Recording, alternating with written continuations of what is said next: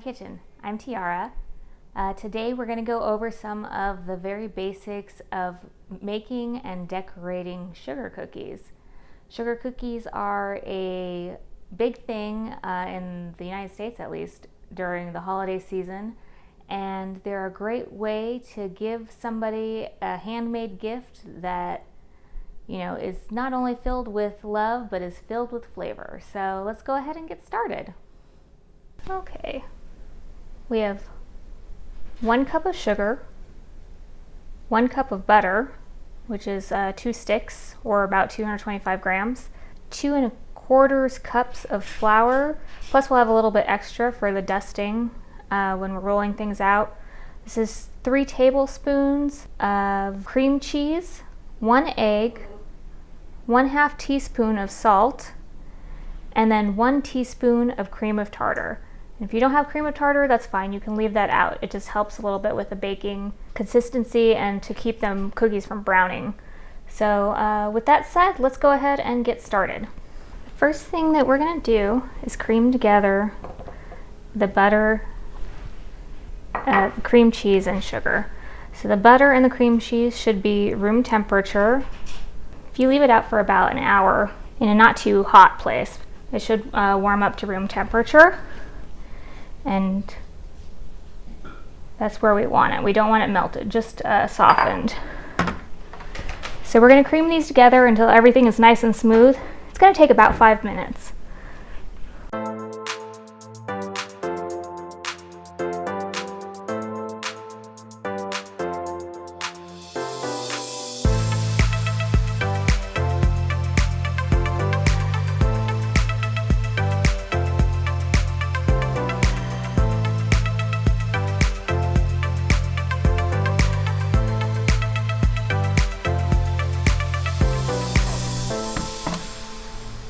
You don't want it to be grainy, so if it's grainy, you should continue to beat it.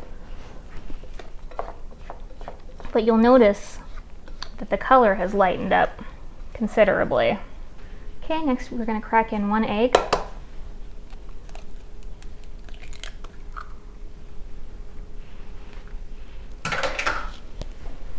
Mix that in.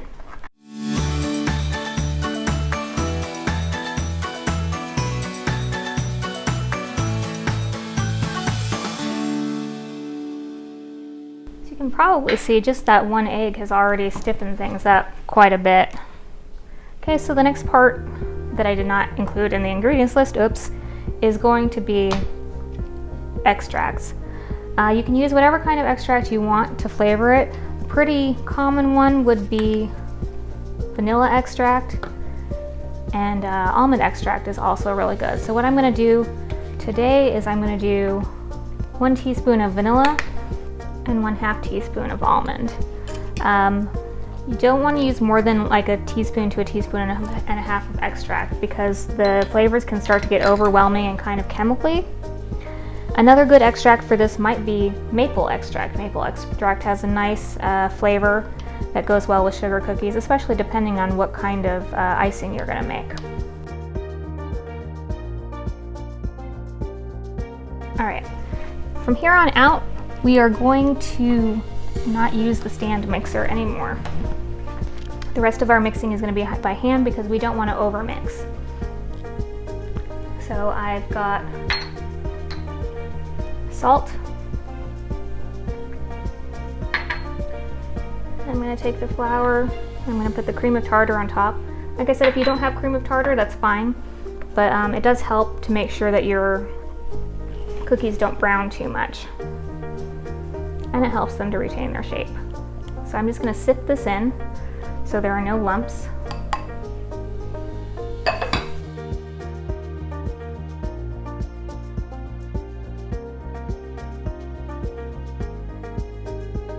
I'm going to mix with a wooden spoon or a spatula.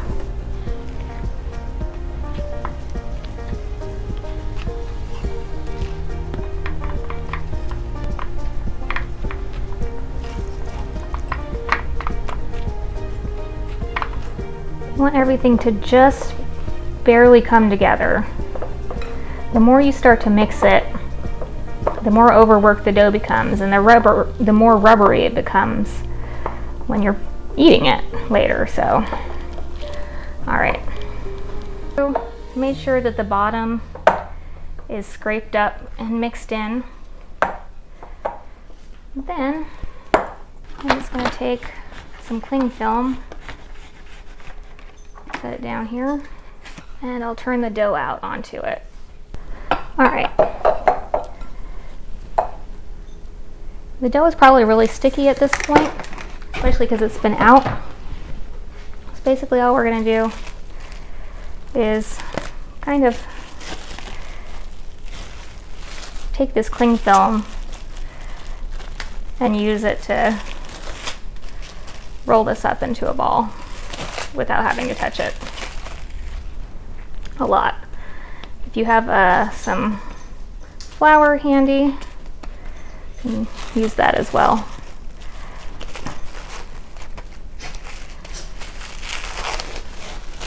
All right.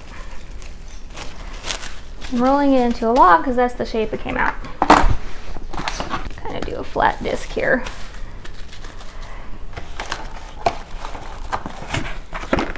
So this dough needs to chill for at least 2 hours, but it can stay in the fridge for up to 3 days. And if you are making it way ahead of time, you can wrap it tightly and put it in the freezer, and it should stay in the freezer for up to 3 months, but I would not do that. I would just make dough when you're within a couple of days of when you're ready to use it. So let's chill this for 2 hours, and then we will come back and bake. All right, so we've been chilling in the fridge for about 2 hours, and we're ready to roll out and cut our cookie shapes. The dough is actually going to get soft really fast, so I'm just going to start with half of it.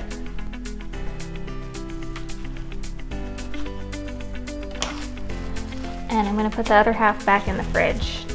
So I've got some extra flour that I'm going to put down here. And you can just do this on a clean, flat surface if you want. You don't have to have a mat underneath like I do. It's just my countertops are tile, so I don't want to roll stuff into grout because that would be gross. So I'm just going to smush down the dough with my rolling pin to kind of spread it out.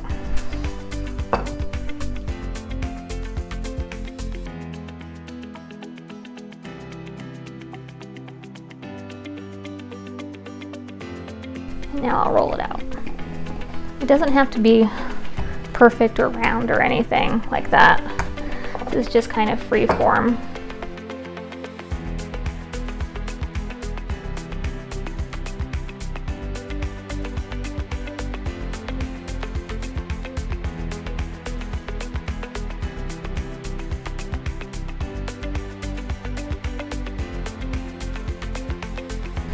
You want the cookies to be about 1/2 inch thick. If that's not something that you're used to measuring out, you can take a bottle cap like this and kind of put it up next to the dough to see. So this side all looks good. A little thin on this side, so I'll cut this part off and I'll use this when I re-roll, instead of trying to cut a cookie that's too thin. So I've got 3 cookie cutters here. I've got a leaf, an acorn, and a pumpkin. That actually might be an apple, but we're gonna use it as a pumpkin. I'm gonna dip the cookie cutter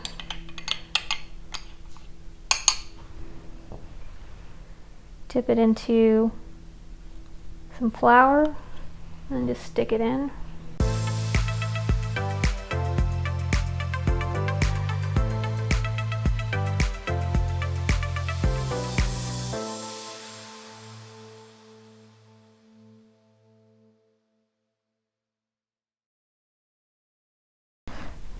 I'm going to pull these pieces off, and that's going to help make it easier to get the cookies up. I've got a cookie sheet here with a silicone baking mat that I'm just going to put these directly onto.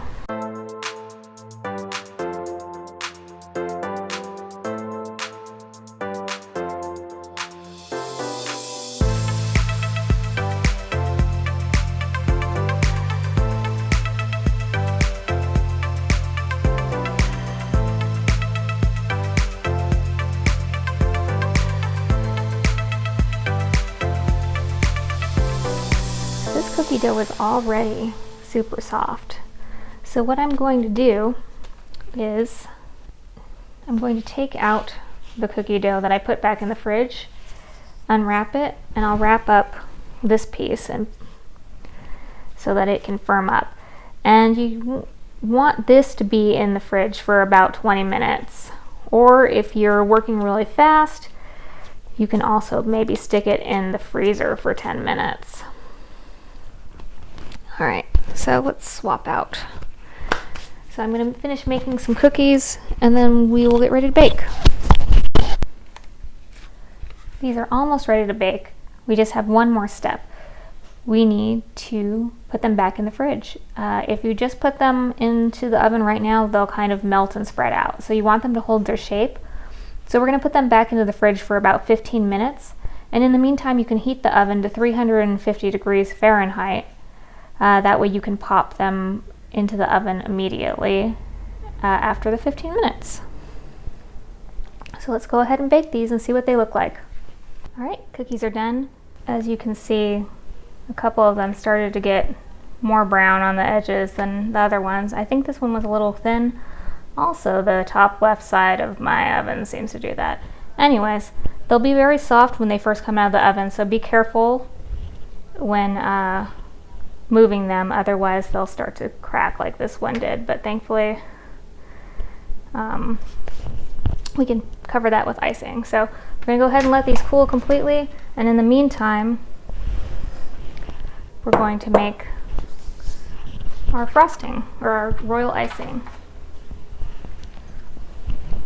So for the royal icing, I have 4 cups of sugar, or powdered sugar. We're going to use 3 tablespoons of meringue powder. And then we'll start with 5 tablespoons of warm water. You can also use pasteurized egg whites if you want, or if you don't want to use eggs, maybe you want it to be vegan, you can use 3 tablespoons of aquafaba, which is that kind of weird viscous liquid that chickpeas come in when you buy canned chickpeas. I'm also going to add a pinch of salt and a little bit of extract. I'm going to start with just half a teaspoon because it's very strong, and then once it gets mixed up, I'll taste it and see how it is. All right, so I'm going to put all the water on one side. That's 2, 3, 4,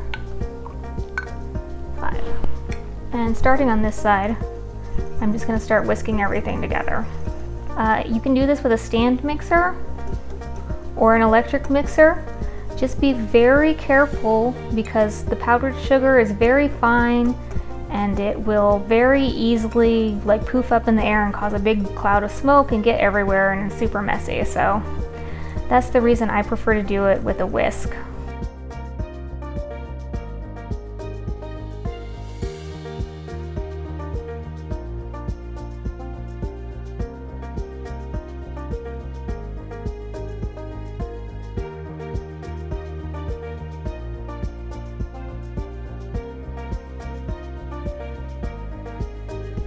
Now that this is mostly incorporated, now I'm going to take the whisk or take the stand mixer and mix with that.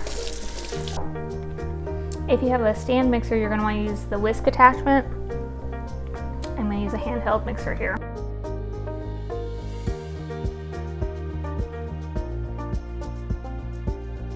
So you can see this is very thick, so I'm going to add another tablespoon of water.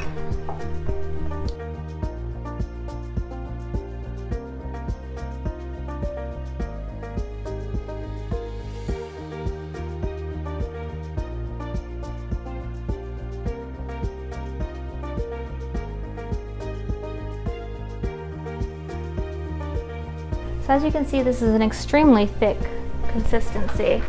But now we're going to start to water it down to get a consistency that we can use to decorate with. And we're actually going to use 2 different consistencies. One for lining and decorating and one for what we call flooding. Right now it's very thick and it's just kind of staying in these peaks that we made. The first consistency we want is going to be what we call a 10-second icing. And that's where it's loose enough that it starts to ribbon and then it kind of pours back into itself in about 10 seconds. What we're going to go for first is a 10-second icing. So since this is very thick, I'm first going to add 1 more tablespoon of water, but after that we're only going to add in ½ tablespoon increments because we don't want it to get too loose. If it becomes too loose, you can add more powdered sugar in to stiffen it back up.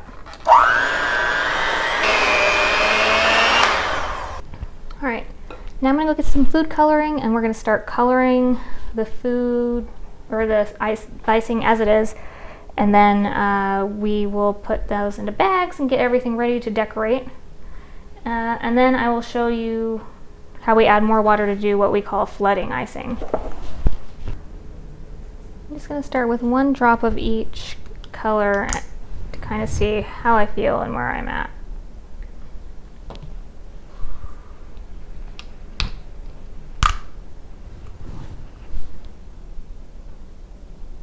Or 2 because 2 came out.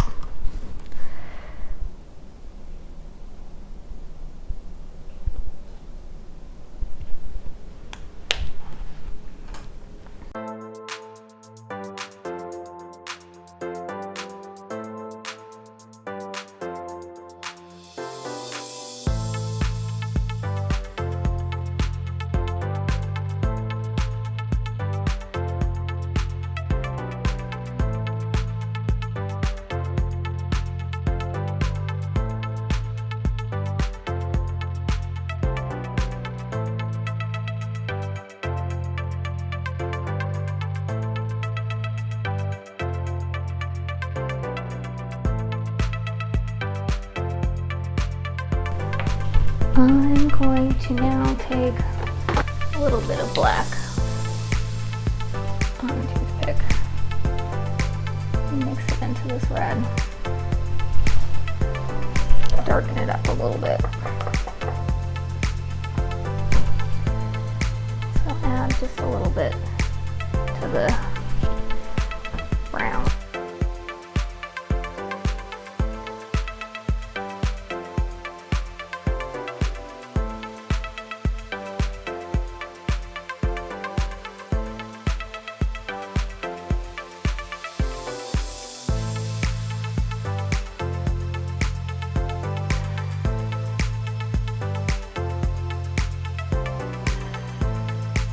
Alright, I'm going to put these into piping bags and then we'll get ready to pipe.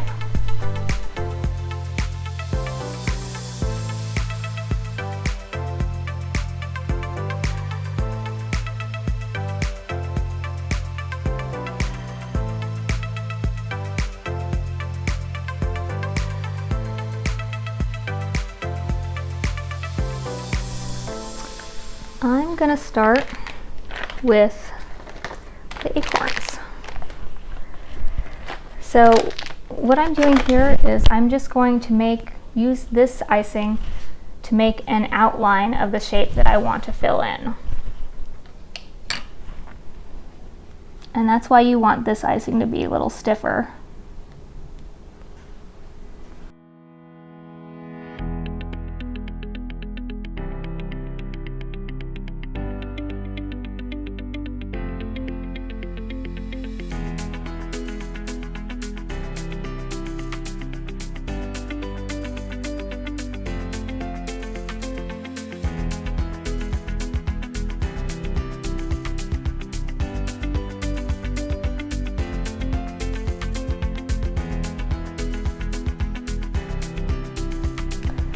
Especially if you're piping without a tip, a good way to do it and get it more even, see how this is a more straight and less kind of wobbly than that, is to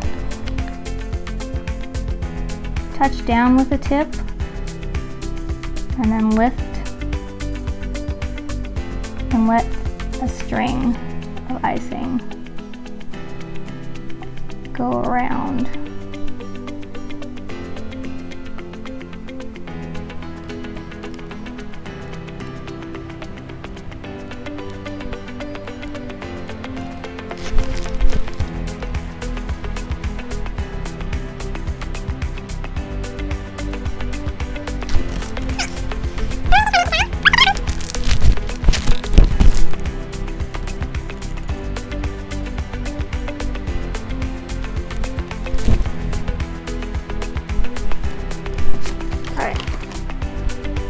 I'm going to leave these to dry, and then we're going to make the flooding icing. I'm going to add another tablespoon of water to this. It's going to make it super liquidy.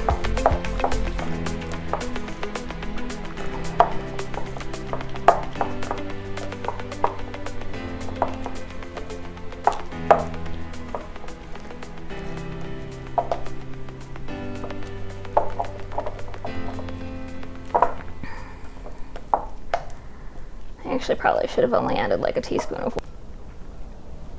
But as you can see, this is just basically a liquid. I'm going to add back in just a little bit of powdered sugar. That's maybe like a teaspoon, because I don't want it quite that liquid.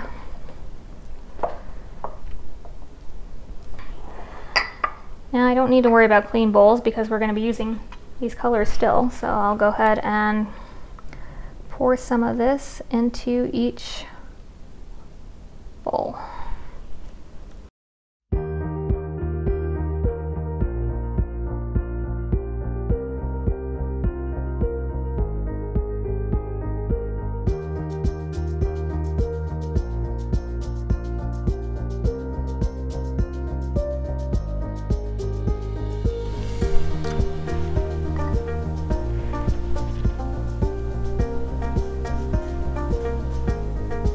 Going to take a spoonful of that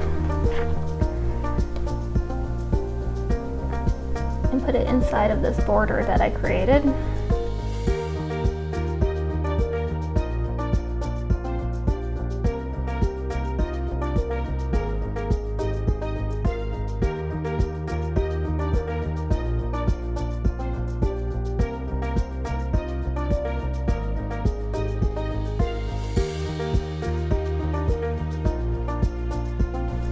You've got it all the way up to the edges, no spaces, and leave it to dry while we do the rest.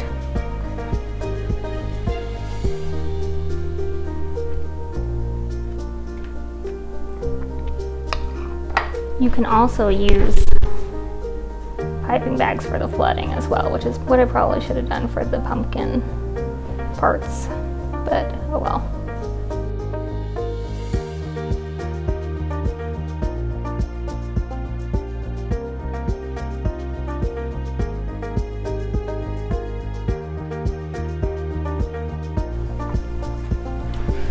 So I put these little lines in on the pumpkin, but what I really should have done is wait and draw them over, but we'll deal with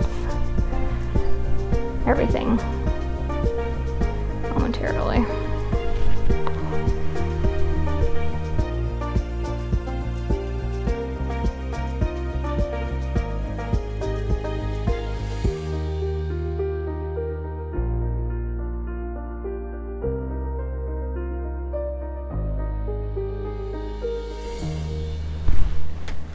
So, giving it a little bit of a two-tone.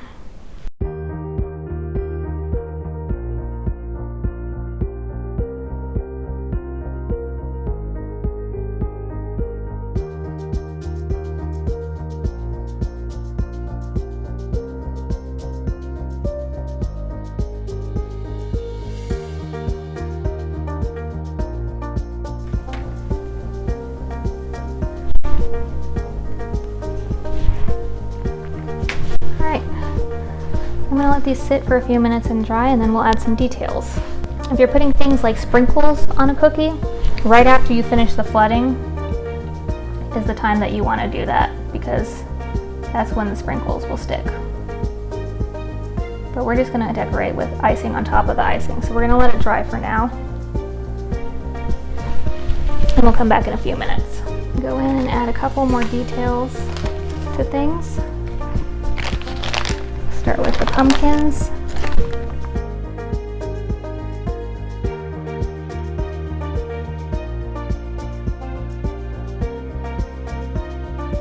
So I'm repiping this outside line because that's going to give it a nice 3D effect.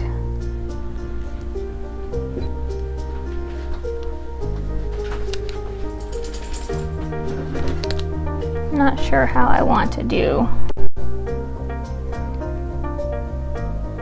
this. I'm going to try this light brown first and see how I feel about that.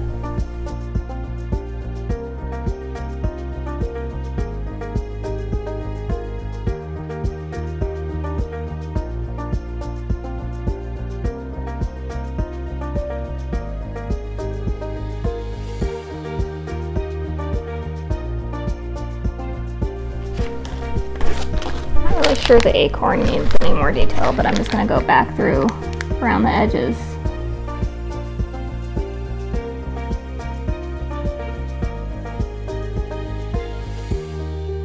Alright. We haven't done a lot. What I might like to do is take some green icing, or make some green icing later, and swirl in some little like vines and leaves and stuff on the pumpkins. Otherwise, these are good to go. They're not too fancy.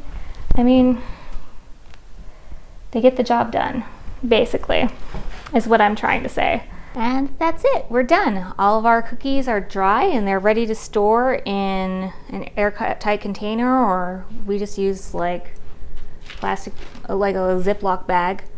But I hope that you enjoyed joining me to make these basic sugar cookies with some different decorations on them. And if you make your own cookies, I hope that you'll share pictures with me. I'd love to see them. I'd love to share them on Instagram or on Facebook. So give me a follow there too. And don't forget to hit the like button. I thank you very much for always supporting me, and we'll see you next time. Bye-bye.